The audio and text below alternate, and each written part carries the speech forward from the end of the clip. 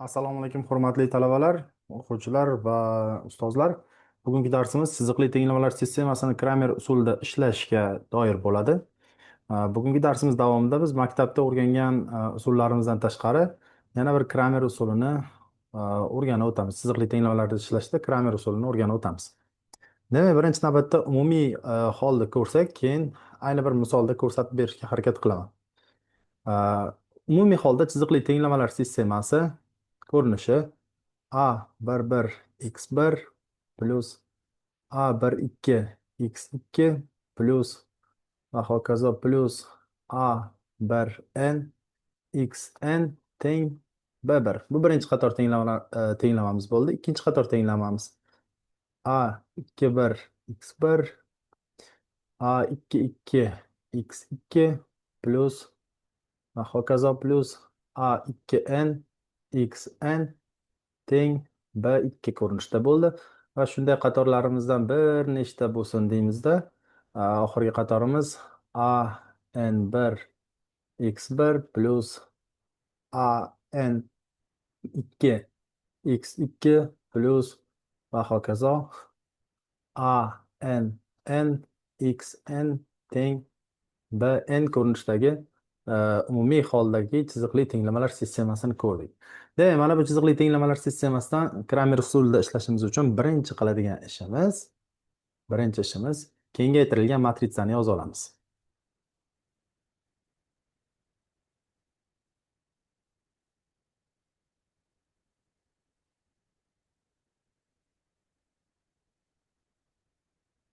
Demak, kengaytirilgan matritsamizni birorta harf bilan, misol uchun A harfi bilan belgilaymiz.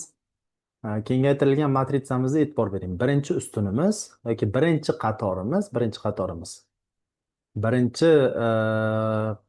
tenglamalar sistemasidagi birinchi qatordagi noma'lumlarimiz koeffitsiyentlardan iborat bo'lsin yoki keling to'g'riroq bo'lishi uchun ustunlar bilan yozamiz. Birinchi ustunimiz x1 noma'lumlar oldidagi koeffitsiyentlar bo'lsin. A11, A21 va hokazo an1. Ikkinchi ustunimiz x2 noma'lumlar oldidagi koeffitsiyentlarimiz bo'lsin. Bu A12, A22 va hokazo an2 va hokazo xuddi shunday davom etib oxirgi ustunimiz n'inchi noma'lumimiz oldidagi koeffitsiyentlarimiz bo'ladi. A1n, bunisida A2n, bunisida ann va bitta vertikal chiziq tortib javoblar ustunini ham yozib qo'yamiz. Ozod hadlarimiz deymiz bularni. B1, B2 va hokazo Bn ko'rinishida. Mana bu matritsamizga kengaytirilgan matritsa deyiladi. Kengaytirilgan matritsa. Ya'ni nima uchun kengaytirilgan matritsamiz bo'lyapti? Bu yerda noma'lumlarimiz oldidagi koeffitsiyentlarimiz ham qatnashyapti. Undan tashqari javoblar ustuni ham bu yerda qatnashib turibdi. Ana endi ikkinchi qiladigan ishimiz tenglamalar sistemasi yechimga egami yoki bu usulimizda, ayni shu usulimizda yechimga ega yoki yo'qligini tekshirishimiz va keyinchalik kerak bo'ladigan elementimizni topishimiz uchun asosiy determinantni hisoblaymiz. Asosiy determinantni qisqartirib yozamiz, det hisoblaymiz.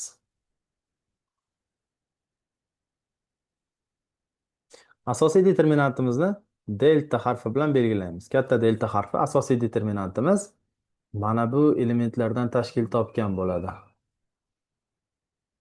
Asosiy determinantimiz mana shu elementlardan tashkil topgan bo'ladi. Ya'ni mana bu to'g'ri chizig'imizgacha bo'lgan elementlarimizdan. Yoza olamiz asosiy determinantimizni A11, A12 va hokazo A1n. Ikkinchi qatorimiz A21, A22 va hokazo A2n va shunday qilib an1, an2 va hokazo ann ko'rinishidagi asosiy determinantimiz. Endi bu yerda ikki xil holat bo'lishi mumkin. Agar asosiy determinantimiz 0 ga teng bo'lib qolsa, biz tenglamalar sistemasini Kramer usulida topa olmaymiz. Tenglamalar sistemasini Kramer usulida topolmaymiz. Tenglamalar sistemasi yechimini. Agar asosiy determinantimiz nolga teng bo'lmagan istalgan son chiqsa, biz davom etamiz. Davom etamiz. Davom etib nima qilamiz? Uchinchi ishimiz. Har bir noma'lum uchun determinantlarni hisoblaymiz. Yozib qo'yaylik. Har bir noma'lum uchun determinantlarni hisoblaymiz.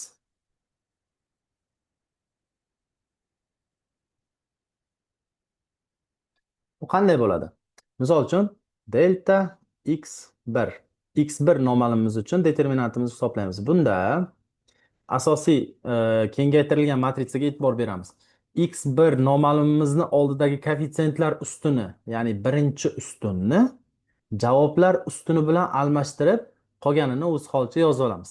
Ya'ni bu B1, B2 va hokazo Bn ko'rinishda almashadi. Qolganlari esa A12, A1n, A22, A2n, bu yerda AN2, ANN ko'rinishdagi determinantimiz bo'ladi.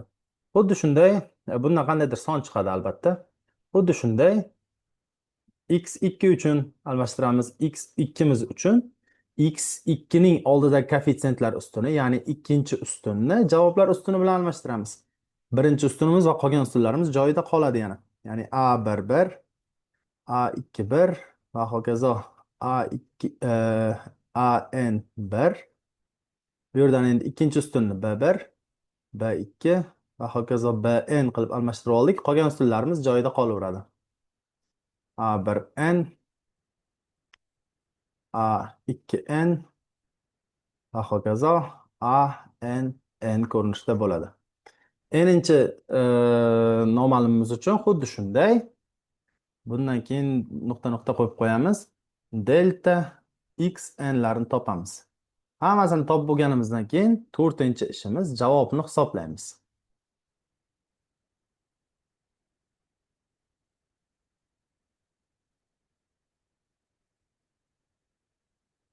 Javobni hisoblashimiz ham quyidagicha bo'ladi. Har bir noma'lumimiz uchun har bir noma'lumimiz shu noma'lum uchun topilgan determinantdan x1imiz uchun deylik, shu noma'lum uchun topilgan determinantni asosiy, ya'ni mana bu asosiy determinantga bo'lamiz.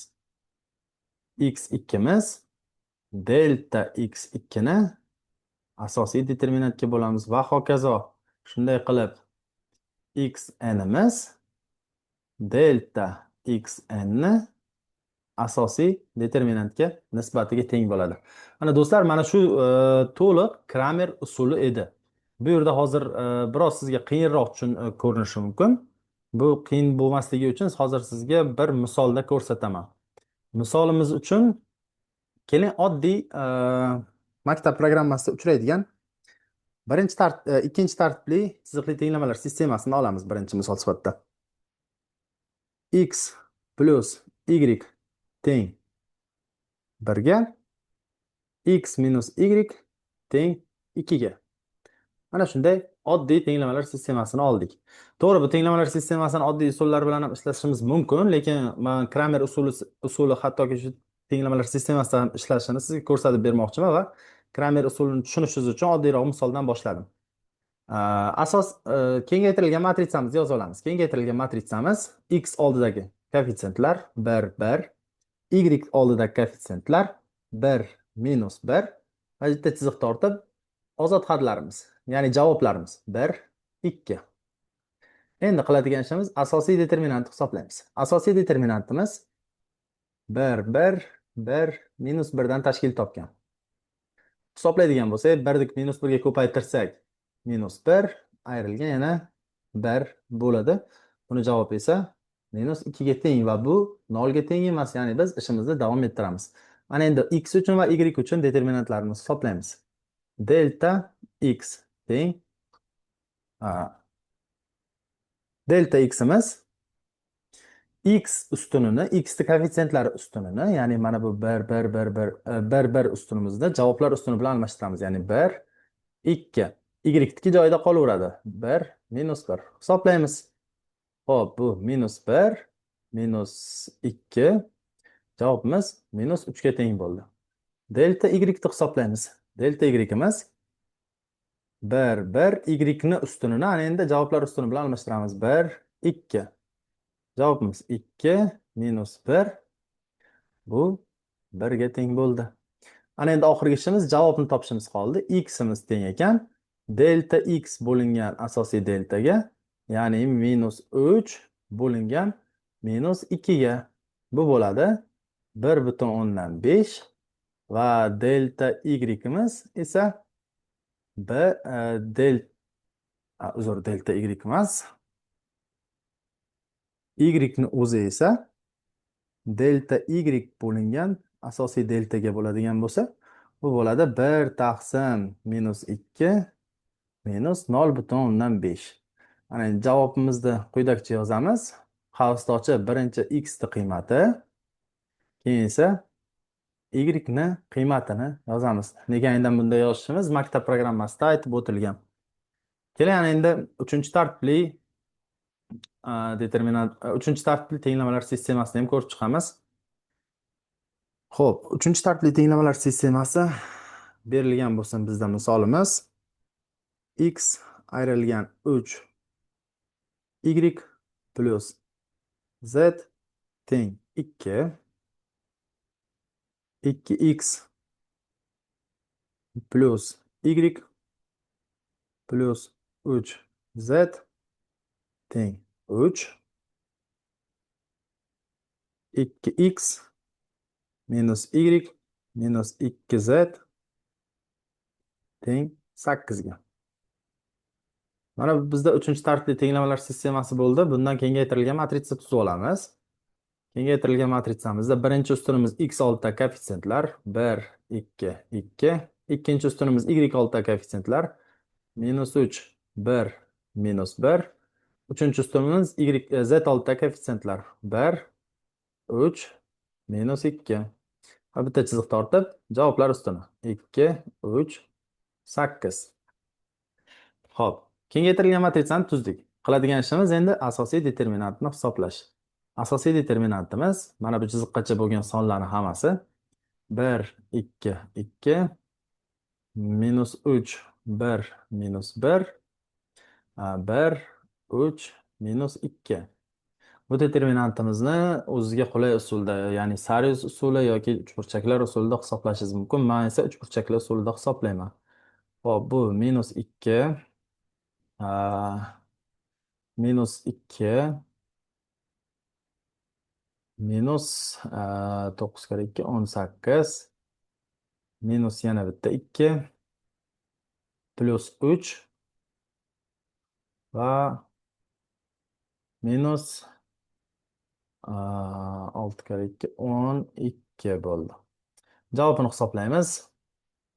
-20 -24 -21 -12 -33. Ya'ni bu narsa, bu sonimiz 0 ga teng emas. Biz davom ettira olamiz ishimizni. Har bir noma'lumimiz uchun determinantlarni hisoblaymiz. Delta x teng birinchi ustunimizni, ya'ni x koeffitsentlari ustunini javoblar ustuni bilan almashtiramiz. 2 3 8. Qolgani o'z joyida qoladi. -3 1 -1 1 3 -2. Hisoblaymiz. 2 1 -2 -4 3 -1 1 -3 -3 3 9 kare 8 -72 -8 -1 3 2 plus 6 va 3 kare 3 kare -2 -18. Javobimiz -80 -99 bo'ldi. Ana endi delta y ni hisoblaymiz. Delta y'imiz ikkinchi ustunimiz javoblar ustuni bilan almashadi. 1, 2, 2. Javoblar ustuni 2, 3, 8. 1, 3, minus 2. Ana endi buni hisoblaymiz. Uchburchaklar usulidan foydalanamiz albatta. Minus 6 plus 16 plus 12 minus 6 minus 24 va plus 8. Javobimizni hisoblaydigan bo'lsak, minus 6 minus 6 plus 12 ketdi. 16 plus 8 minus 24 ketdi va javobimiz 0 qoldi. Delta y-imiz 0 ga teng. Ana endi delta z ni hisoblaymiz. Delta z, z ustunimizni, uchinchi ustunni javoblar ustuni bilan almashtiramiz. 1, 2, 2. Ikkinchi ustunimizni ham yoza olamiz. Minus 3, 1, minus 1 va javoblar ustuni 2, 3, 8. Ana endi hisoblaymiz. 8 minus 4 minus 18 minus 4 yana bitta plus 3 va plus 16 plus 48. Javobimiz 8 minus 4 minus 4 ketdi, plus minus 18 plus 3 minus 15 48. Javobimiz 33 chiqdi. Ana endi to'rtinchi ishimiz javoblarni topamiz. X'imiz teng ekan delta x bo'lingan asosiy deltaga, ya'ni minus 99 bo'lingan minus 33. Mana asosiy deltamiz. Bu bo'ladi 3 ga. Y'imiz teng ekan delta y bo'lingan asosiy deltaga, ya'ni 0 taqsim minus 33 0 ga teng. Va z teng bo'ladi delta z bo'lingan asosiy deltaga 33 bo'lingan minus 33. Bu bo'ladi minus 1 ga. Javobni yozamiz. Javobimiz do'stlar quyidagicha bo'ladi. 3, 0 va minus 1. Ya'ni navbat bilan yozamiz. X, Y, Z. Xo'p, do'stlar, darsimiz shundan iborat edi. Yoqqan bo'lsa albatta like bosib, kommentariy yozing. Bu ko'proq talabalarga tarqalishiga yordam beradi. Hammaga rahmat, salomat bo'ling.